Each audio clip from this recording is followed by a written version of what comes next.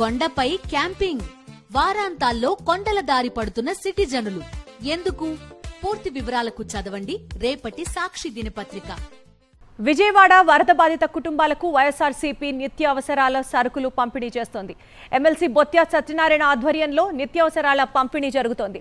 33 డివిజన్లలో మొత్తం 50,000 కుటుంబాలకు పంపిణీ జరుగుతోంది. గెలుపు ఓటములతో సంబంధం లేకుండా సేవ చేస్తున్నామని వైఎస్ఆర్సీపీ నేతలు మల్లాది విష్ణు, దేవినేని అవినాష్ అన్నారు. మరింత సమాచారం మా ప్రతినిధి సురేంద్ర అందిస్తారు, తెలుసుకుందాం. బుడమేరు వరద వల్ల సర్వం కోల్పోయిన కుటుంబాలను ఆదుకోవడానికి వైఎస్ఆర్సీపీ నడుం బిగించింది. ఇప్పటికే మొదటి దశలో దాదాపు 1,00,000 పాల ప్యాకెట్లు, 2 లక్షల వాటర్ బాటిల్ను ఒక దఫా, రెండో దఫాలో 70,000 పాల ప్యాకెట్లను, 1,00,000 వాటర్ బాటిల్ పంపిణీ చేసింది. ఇప్పుడు రీసెంట్గా ఈరోజు మళ్ళీ నిత్యావసర సరుకుల పంపిణీకి అయితే వైఎస్ఆర్సీపీ శ్రీకారం చుట్టింది. నిత్యావసర సరుకులను అయితే పంపిణీ చేస్తున్నారు. దాదాపు 50,000 కుటుంబాలకి ఈరోజు నిత్యావసర సరుకుల పంపిణీకి శ్రీకారం చుట్టింది వైఎస్ఆర్సీపీ అని చెప్పాలి. దాదాపు మనం చూస్తే ఇటువంటి వెహికల్స్ దాదాపు 33 డివిజన్లలో ఉన్న ప్రజలందరికీ కూడా ఆయా డివిజన్ల వారీగా ఎక్కించి పంపిస్తున్నారు. దాంతో పాటు మాజీ ఎమ్మెల్యే మల్లాది విష్ణు గారు, ఆయనతో మాట్లాడుతాం. సార్, ఎన్ని డివిజన్లో పంపిణీ చేయబోతున్నారు? ఎన్ని వేల కుటుంబాలకి ఈ సరుకులు పంపిణీ కార్యక్రమం జరగబోతుంది?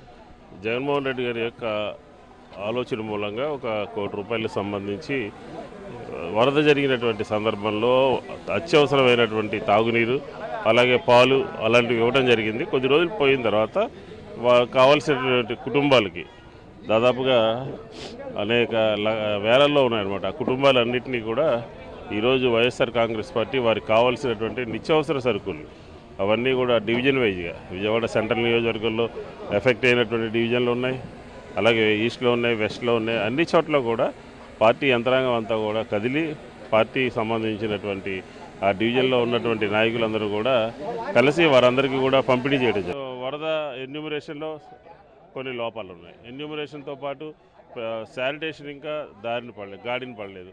అలాగే కొన్ని కాలనీస్ అన్నీ కూడా వాటర్తో ఉన్నాయి.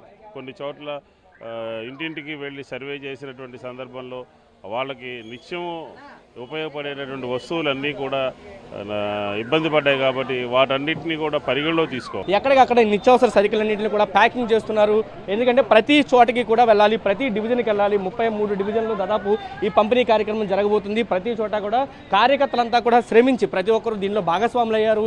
నిన్న నుంచి కూడా ఈ ప్యాకింగ్ ప్రక్రియ అయితే కొనసాగుతున్న పరిస్థితి అయితే కనిపిస్తుంది. ఎవరికి వాళ్ళు ఇక్కడికి వచ్చి ప్యాకింగ్ చేస్తున్నారు. దాన్ని కార్యకర్తలు కింది స్థాయికి తీసుకెళ్తున్న పరిస్థితి కనబడుతుంది. మనతో పాటు ఈస్ట్ నియోజకవర్గ ఇన్ఛార్జ్ అవినాష్ గారు ఉన్నారు, ఆయనతో కూడా మాట్లాడుతున్నాం. సార్, ఏంటి ఇంటింటికి పంపిణీ చేయాలని ప్రతిపాదించారు? అంటే ప్రభుత్వం ఒక చోటకి పెట్టి ప్రజలందరినీ అక్కడికి రమ్మని చెప్తుంది, మీరు డోర్ టు డోర్ తీసుకెళ్ళండి, ఏమైనా డిఫరెన్స్ ఉంటుందా?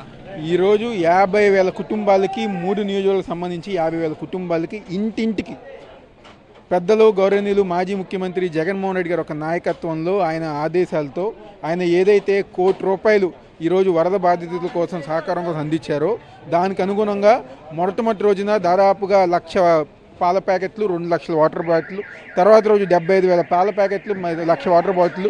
ఈరోజు 50,000 కుటుంబాలకి కందిపప్పు కానివ్వండి, నూనె కానివ్వండి, బెల్లం కానివ్వండి, బిస్కెట్ ప్యాకెట్లు కానివ్వండి, ఆయిల్ కానివ్వండి, అదేవిధంగా బంగాళదుంపలు, ఉల్లిపాయలు, వాళ్ళకి కావాల్సిన నిత్యావసర సరుకులు. ఏదో ప్రభుత్వంలాగా షో రాజకీయాలు కాదు, ప్రమోషన్ రాజకీయాలు కాదు. ఎవరైతే బాధితులు ఉన్నారో వాళ్ళకి ఇంటింటికి గుమ్మం ముందుకి మా వైఎస్ఆర్ కాంగ్రెస్ పార్టీ నాయకులు, కార్యకర్తలు అందించే విధంగా జగన్మోహన్ రెడ్డి గారు ఒక ఆదేశాలతో పెద్దలు, మాజీ మంత్రివర్యులు, శాసన మండలి ప్రతిపక్ష నాయకులు బొత్స సత్యనారాయణ గారు ఒక ఆధ్వర్యంలో మా నగర నాయకులు అందరూ గారు ఈరోజు పేదలకు పంచడం జరుగుతుంది. గెలుపోవడంతో సంబంధం లేదు, పూర్తిగా ఈ ప్రయత్నం అంతా చేస్తున్నాం. ప్రజలు కష్టాలు ఉన్నారు కాబట్టి ప్రతి కష్టాన్ని మేము అందుకుంటామని చెప్తున్న పరిస్థితి కనిపిస్తుంది.